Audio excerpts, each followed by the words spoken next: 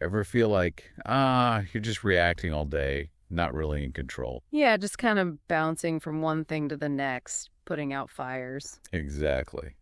Well, today we're doing a deep dive into daily routines. And how there may be more than just, getting stuff done.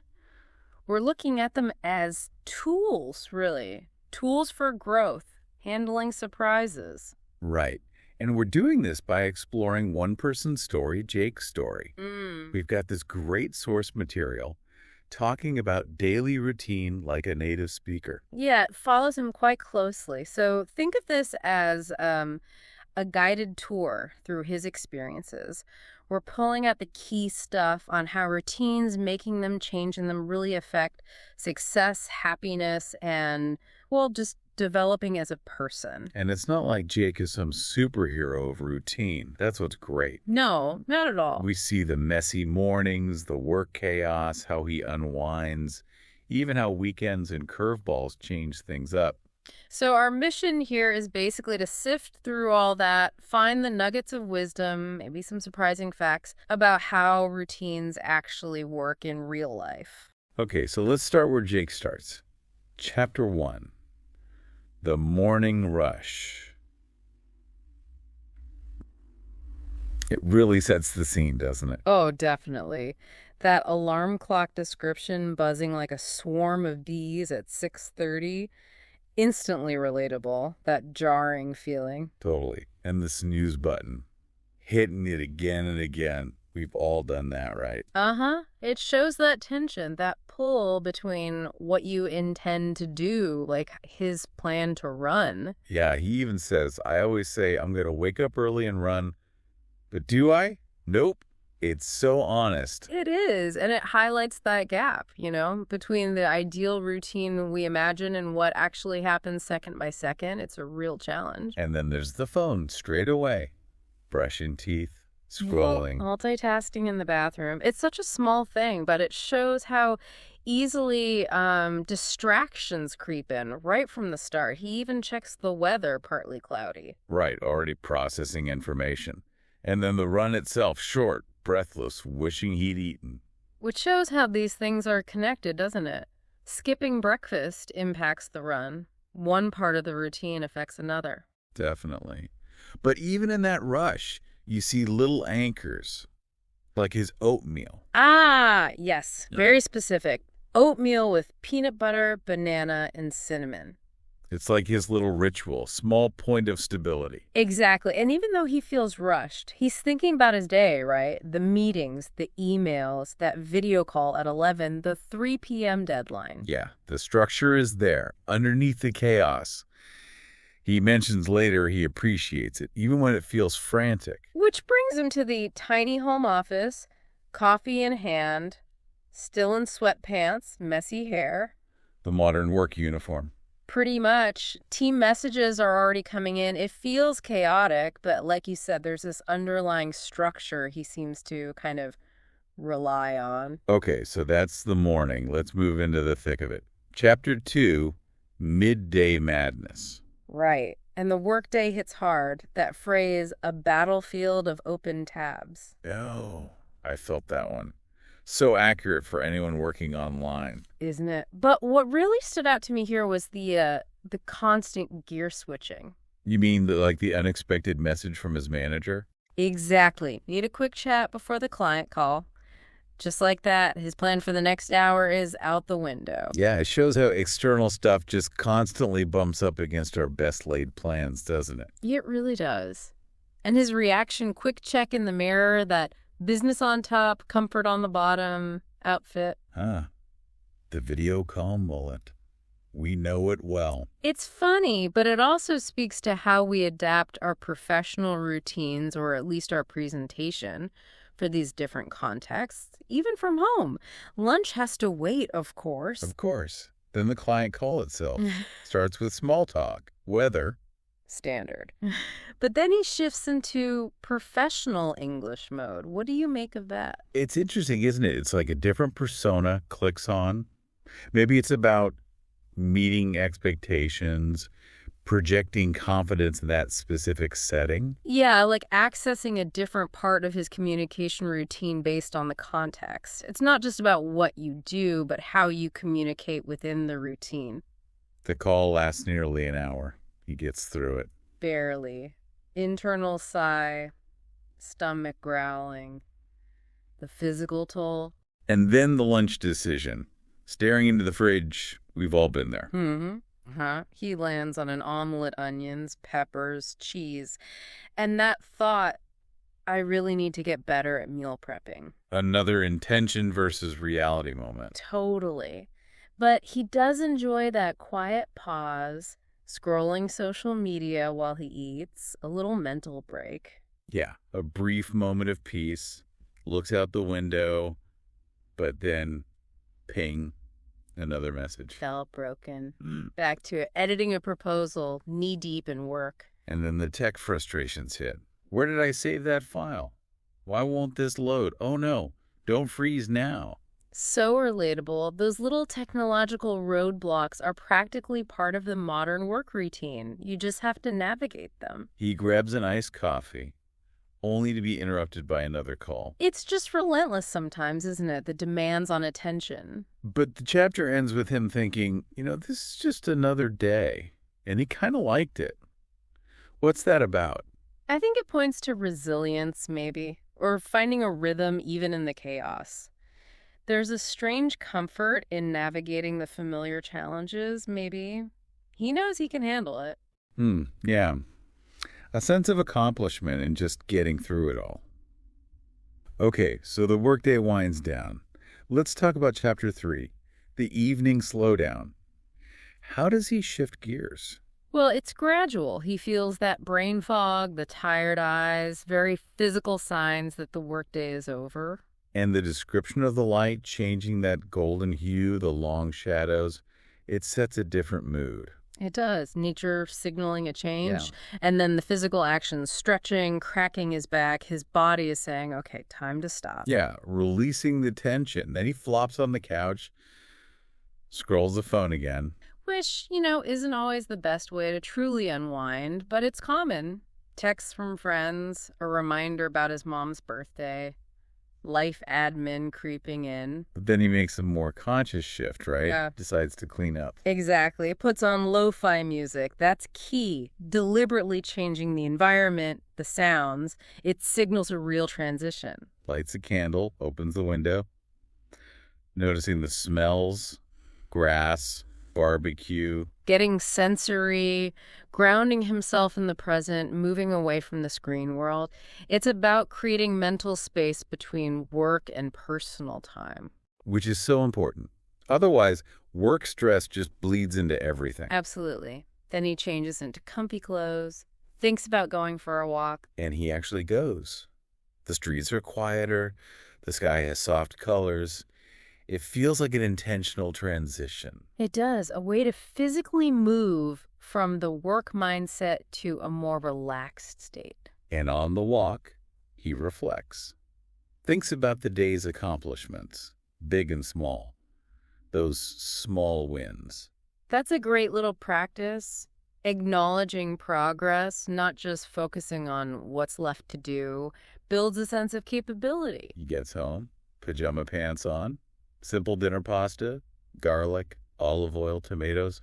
Easy. Comfort food. Eating in front of the TV, watching a familiar comedy, low cognitive load, just relaxation. And then dishes, turning off lights. The apartment feels peaceful. He tries to read. But falls asleep after a few pages. Classic end-of-day fatigue. Yeah. Sets his alarm 6:30 again. And that thought, maybe tomorrow he won't hit snooze. Hope springs eternal. It shows that cycle, right? Yeah. The end of one routine sets the stage, or at least the intention for the next. Okay, so that's the typical weekday rhythm. But then Chapter 4 hits us with the weekend twist routines with friends. Big difference. Huge difference. First thing, no alarm. He wakes up naturally, checks the time, 9:12 a.m. And that thought, no meetings, No emails, just vibes. That says it all. It really does. It highlights how much of our weekday routine is driven by external demands versus the weekend being more about self-direction. Totally. He's scrolling social media, but lazily. Right. Replies to the brunch group chat, 11:30 at Cafe Luna. Then a slow morning. Making tea, toast with butter and jam, actually savoring it, thinks this is the life. A deliberate slowdown. Simple clothes, walk through the park, listening to his weekend playlist. It feels intentional, but in a relaxed way. And then brunch. Cafe Luna is buzzing. He finds his friends Ella, Mark, Donnie. Ella teases him about being on time, their familiar ritual. Right, it shows how routines can be social too. Shared habits, inside jokes. They toast to lazy Saturdays. Order their usuals: waffles, eggs Benedict, avocado toast. Extra avocado. Naturally. Naturally. And the conversation is easy. Weekday complaints, work stuff, college memories, teasing. Ella jokes about his morning run plan from the weekday. Everyone laughs. Yeah, it shows its shared history and understanding. Brunch lasts almost 2 hours. No one's watching the clock. How does that social routine differ from his weekday one? It feels much less about tasks and much more about connection, shared experience, emotional refueling. It serves a different but equally important purpose. Makes sense. Afterwards, they wander through a weekend market. Lots of sensory details, jewelry, candles, food smells, music. A feast for the senses. He buys a small potted plant for his desk. Bringing a bit of that weekend feeling back home. Exactly. They drift apart around 3 p.m., plans to connect next week. It's fluid. He walks home, feeling good. Plant in hand, iced tea. Feels light. That lightness from food, fresh air, friendship, sends a picture of the plant to the group chat, gets funny replies back. Nice little digital connection continuing the vibe. Yeah. Spends the afternoon relaxing, looking out the window. Feels the day was solid, real, and full. A different kind of fullness than the workday. Then decides. Nap time. The ultimate weekend routine element for some, it really shows routines can be about rest and connection, not just productivity. Definitely. But, Chapter 5 brings us back to reality with a thud.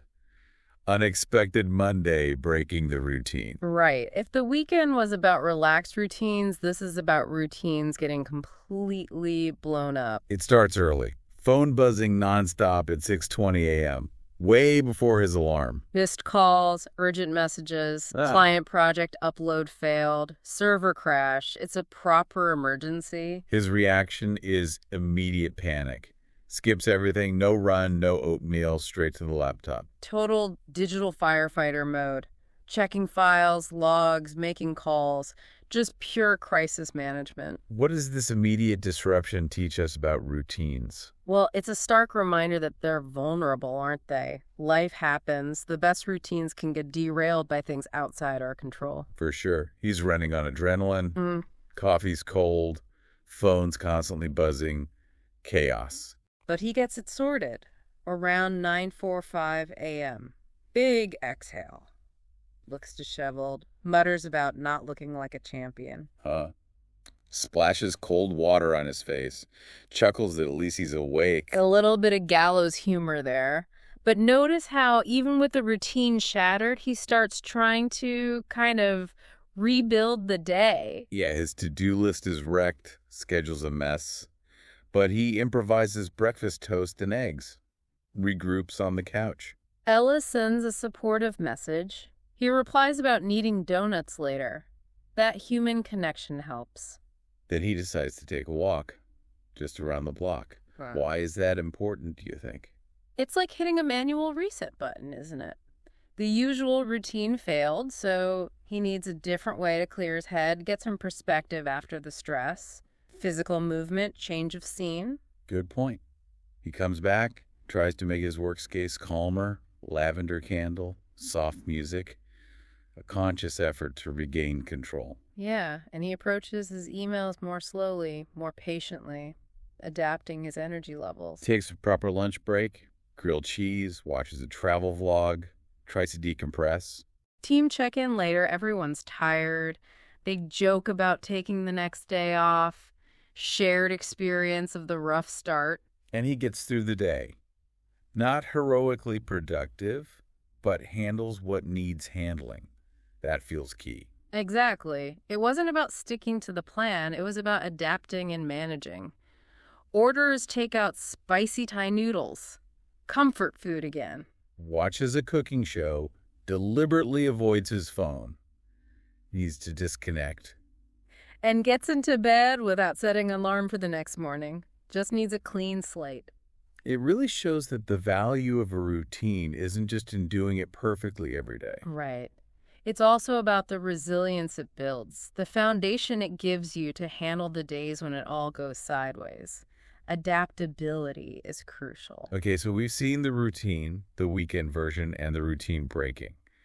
Now, Chapter 6 looks at conversations that stick how we talk about our day. Yeah, this shifts the focus a bit. It's not just doing the routine, but reflecting on it, talking about it. Jake wakes up more relaxed on Tuesday, around 8:15. Checks his phone, ignores a dentist reminder. Typical. Huh. But his focus shifts. He starts thinking about recent chats about daily life, about routines, decides to really reflect on them. Seeks down with tea and Mark calls. Good timing. Perfect timing. Casual chat, Mark asks how Monday went. Jake describes it as interesting. The client issue, the chaos. And Mark shares his own story being late because he couldn't find his shoes. Those little things that throw you off. They agree the small stuff matters. But then Mark gets more serious, right? Yeah, he talks about feeling stuck, like he's just going through the motions, not really living in the moment, in a rut. And Jake has this insight that maybe they focus too much on what they did, not how the day felt. That's a really important distinction, isn't it? Moving beyond the checklist to the actual experience. He uses Ella's morning routine as an example, thinking about the intention, the feeling behind her actions, not just the actions themselves. Why is that feeling part so important? Because it connects the routine to your well-being, to your values. Is this routine actually nourishing you? Or is it just something you do automatically? It adds mindfulness. Mark gets it. And he realizes maybe other people have imperfect routines too. It's not just him. That sense of shared imperfection is powerful. It makes you feel less alone in the struggle. They agree sharing this stuff actually helps them connect. Mark even admits he slept through his Saturday walk alarm. No judgment from Jake. Right. It fosters vulnerability. Jake realizes these conversations about the everyday stuff, the little details, they give meaning and connection. It leads him to text Donnie. Wanting to talk more about this stuff, it shows routines aren't just personal, they're part of how we connect and understand each other. Exactly. Which flows nicely into Chapter 7, Finding Balance, How to Keep Your Routine Fresh. Because once you have one, how do you stop it from getting stale? Good question. Jake's feeling content watching the sunset, but there's a niggle. Feels a bit too predictable. Needs to shake it up a bit. That's a common feeling, isn't it? The routine that once felt helpful now feels a bit like a cage. He looks at his week ahead. Same old pattern. Then Donnie texts, wanting coffee, wanting to break her routine. Serendipity. She needs advice on her boring workout routine. And Jake realizes he's in a routine rut too. He jots down some ideas he's read about. What were they? Let's see. Start small, switch up the time, learn something new, change the scenery, mix in social activities, practical stuff. Which one feels most important? Maybe start small, makes change feel less overwhelming, easier to stick with. Yeah, makes sense. So they meet for coffee. Danny describes her workout squats, lunges, push-ups, blah. Jake shares his own fixes, stretching in the park instead of indoors, trying early jogs, yoga. Donnie's intrigued by yoga. Jake suggests maybe dance classes. She's hesitant about dance, but open. It's about exploring options, stepping outside the comfort zone, even just mentally at first. Jake shares his own small changes too, working in different spots, reading more instead of just TV. Donnie likes the change of scenery idea. They both realize how easy it is to just fall into these repetitive cycles without noticing. So they make a pact. Try one new thing each week. And check in with each other, accountability. Jake feels lighter afterwards, thinking about new possibilities. Realizes creativity can unlock a routine, make it feel less rigid. Yeah, viewing it not as a fixed structure, but a flexible framework you can play with, that's a great perspective. Which leads us perfectly into Chapter 8, the power of reflection, looking back to move forward. This really emphasizes that ongoing assessment piece. Jake's sitting at his desk, reflecting on the past few weeks, feeling different, better even, more alive. Those small, weekly experiments have paid off. They added excitement, made his routines feel like a launch pad, not a restriction. And he credits the power of reflection. Why is that so vital, do you think? Because it stops you from just being on autopilot. It Yeah. forces you to consciously think, is this working? Does this still fit?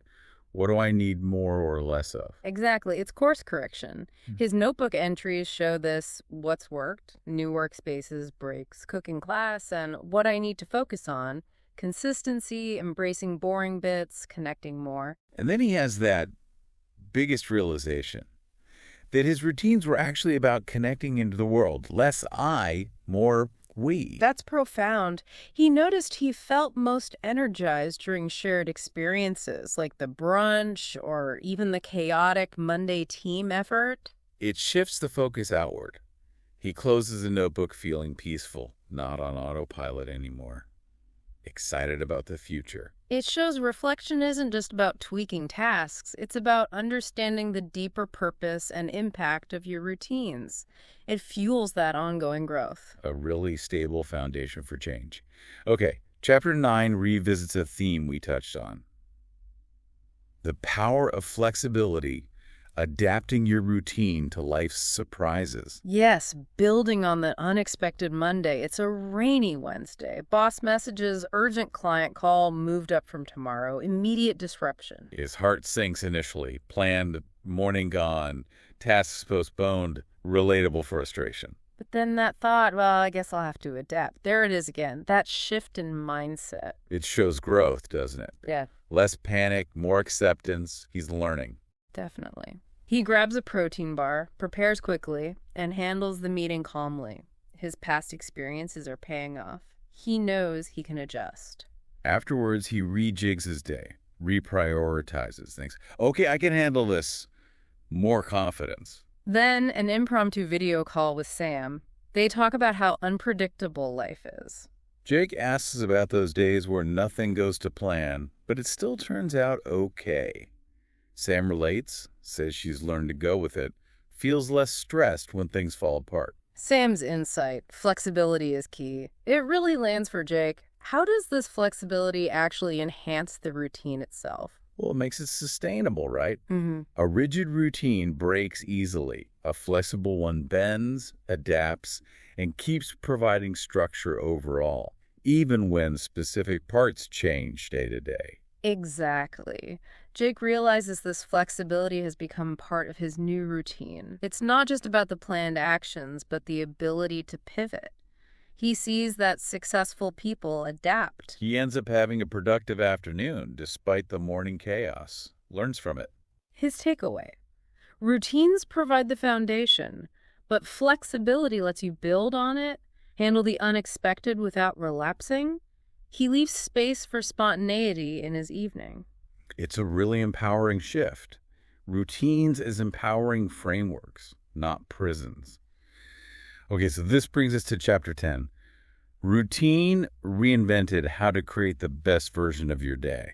This feels like a culmination. It really is. Jake's synthesizing everything. It's sunrise, he's feeling excited, intentional.